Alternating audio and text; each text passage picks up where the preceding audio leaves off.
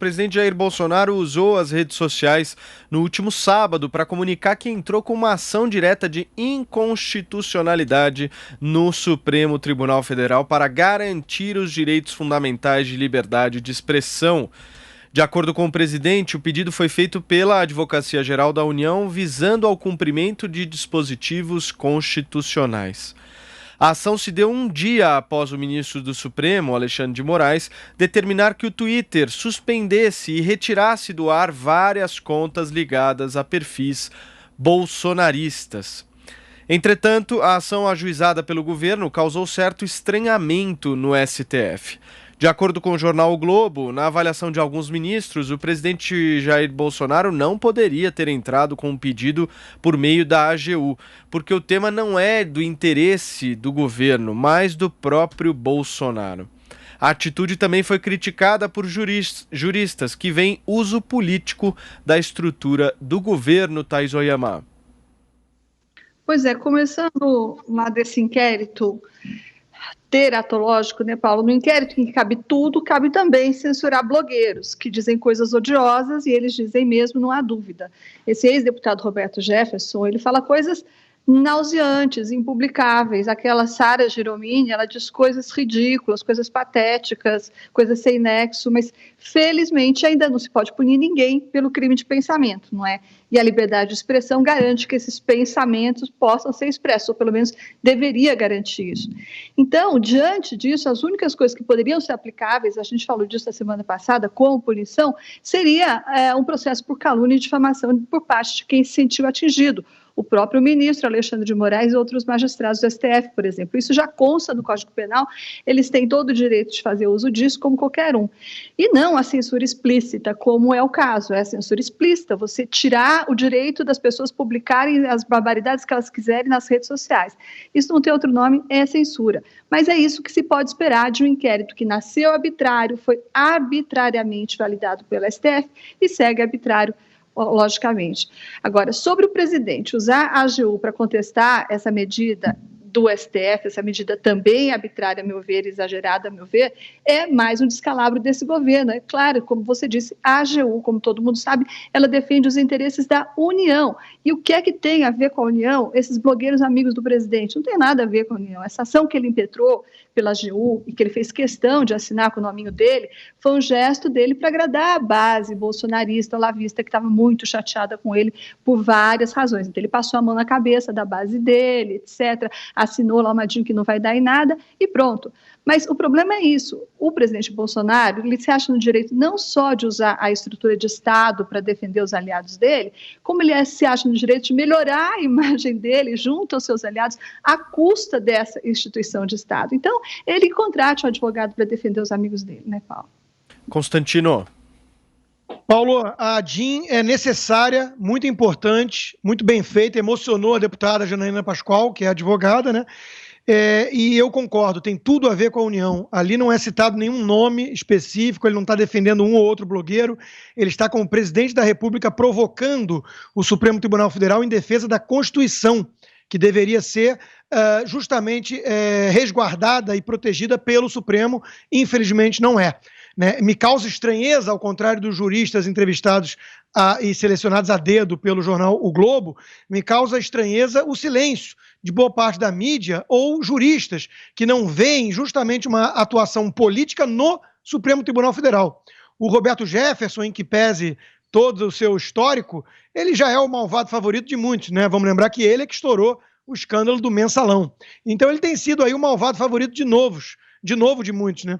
E ele fez uma thread hoje, uma sequência de denúncias ali, que o linguajar você tem todo o direito de repudiar ou condenar, mas o teor, o conteúdo é que é preocupante. E é por isso que querem calar. Né, querem calar. Agora, veja que curioso, hoje o editorial da Gazeta do Povo trata do assunto, não esconde que, obviamente, é um caso de censura, e lembra uma coisa muito óbvia, né? Veja que foram retidas, canceladas contas de empresários, de várias pessoas ligadas, de alguma maneira, ao bolsonarismo, sem sequer qualquer condenação, mesmo que seja pelo próprio Supremo Tribunal Federal, num inquérito ilegal. Então, o inquérito é ilegal, vício de origem, para usar o eufemismo, arbitrário, né, juiz, vítima, tudo junto, e não condenou ninguém. ainda. E mesmo assim, de forma preventiva, e não atacando uma ou outra postagem específica, manda o Twitter cancelar, reter as contas de várias pessoas. Nós estamos vivendo num estado policialesco. Isso é a ditadura da Suprema Toga. Isso deveria escandalizar qualquer brasileiro que tenha um mínimo apreço pela liberdade de expressão. Agora, o quão assustador é ver jornalistas fazendo vista grossa a isso, ou então até mesmo aplaudindo porque o alvo é bolsonarista. Em que país estamos vivendo? Num país onde não há a menor preocupação com a liberdade de expressão, desde que o perseguido seja meu adversário. E isso vindo de gente da mídia, isso vindo de juristas. O nosso Supremo Tribunal Federal que temos hoje é uma vergonha, é uma ameaça à democracia no Brasil. E a liberdade de expressão, como está claro. Agora, criticar isso não é atentar contra a instituição. Como diz o próprio Roberto Jefferson, nós queremos limpar esse Supremo e não acabar com o Supremo. Faz uma enorme diferença. Ou seja, o que estamos vivendo aqui é muito perigoso e o silêncio das pessoas que deveriam estar, acima de tudo, defendendo a liberdade de expressão é o que mais assusta. Vai lá, Azedo.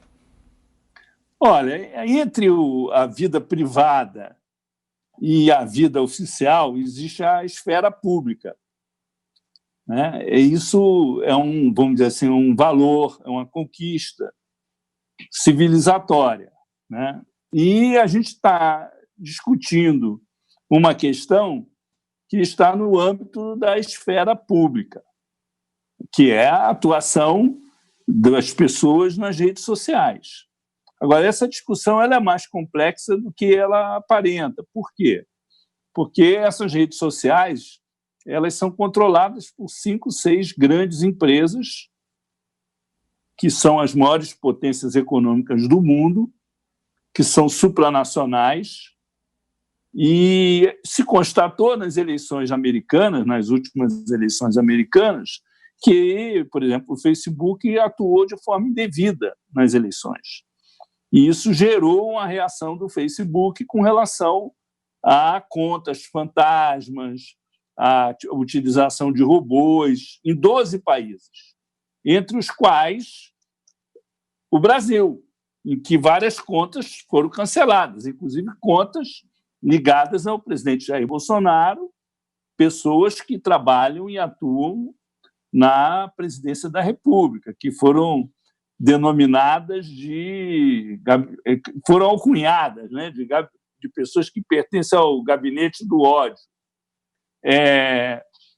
Esse inquérito, eu concordo, ele é um ponto fora da curva. Ele tem características de excepcionalidade. Assim como a DIN também tem.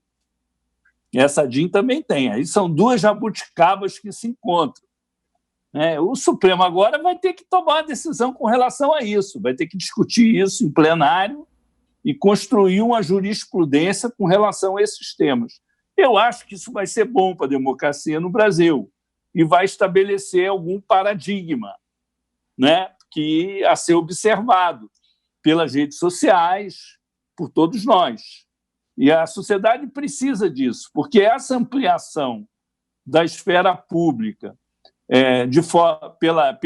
pelas redes sociais, que é uma coisa virtual, né, ela não pode entrar em contradição a ponto com as instituições da democracia, a ponto de ameaçar as instituições democráticas, né? E o que está se constatando na investigação é que havia grupos organizados atuando de forma que não é a mais democrática e defendendo claramente uma intervenção militar, um regime autoritário no Brasil. Então, eu, pessoalmente, prefiro aguardar que as investigações que estão sendo feitas pela Polícia Federal elas se concluam e que o Supremo, em plenário, firme uma jurisprudência com relação a esse tema. Constantino. Não, é só porque quando eu escuto a expressão gabinete do ódio, eu sempre penso que estão incluindo a Folha de São Paulo no rol, por exemplo. Nós temos um colunista que foi chefe de redação que desejou abertamente a morte do presidente. Não existe figura pública no país mais atacado do que o presidente Jair Bolsonaro. rotulado e xingado de tudo que é pior e imaginado. E nem por isso dizem que estão atentando contra a democracia, querendo acabar com a instituição da presidência da República. Então, é óbvio que existem indivíduos que se excedem, se exaltam nas críticas ao Supremo, ou alguns mesmo se empolgam pedindo o fechamento do Supremo. Agora, daí é você colocar como todos os críticos, por mais ácidos que sejam, 2 ministros que compõem o Supremo, 7 dos quais indicados por uma quadrilha criminosa, que é o PT, e aprovados numa sabatina de um Congresso comprado, que tinha mensalão e petrolão. Daí vai uma longa distância. Então, é muito perigoso quando começam já essas narrativas políticas ou ideológicas, o gabinete do ódio. Eu desconheço o gabinete do ódio mais feroz e virulento do que a Folha de São Paulo, que desejou a morte do presidente. Então, o ódio do bem, ele também existe. Aliás, é o que a gente mais vê. É gente que quer esfregar o rosto do presidente em asfalto quente. É o que a gente mais vê. Mas eu acho que a turma acha fofo isso, porque, afinal de contas, é contra o Bolsonaro. Zedo, você está querendo comentar? Não, é porque quem criou essa expressão aí foi a Joyce, que era aliada do Bolsonaro. Eu só fiz uma referência a isso para economizar palavras, né? Agora, eu acho assim, que a gente tem que tratar o presidente da República com o devido respeito, a devida deferência, em função da natureza do cargo. Assim como eu acho que ele deve se comportar respeitando a liturgia do cargo.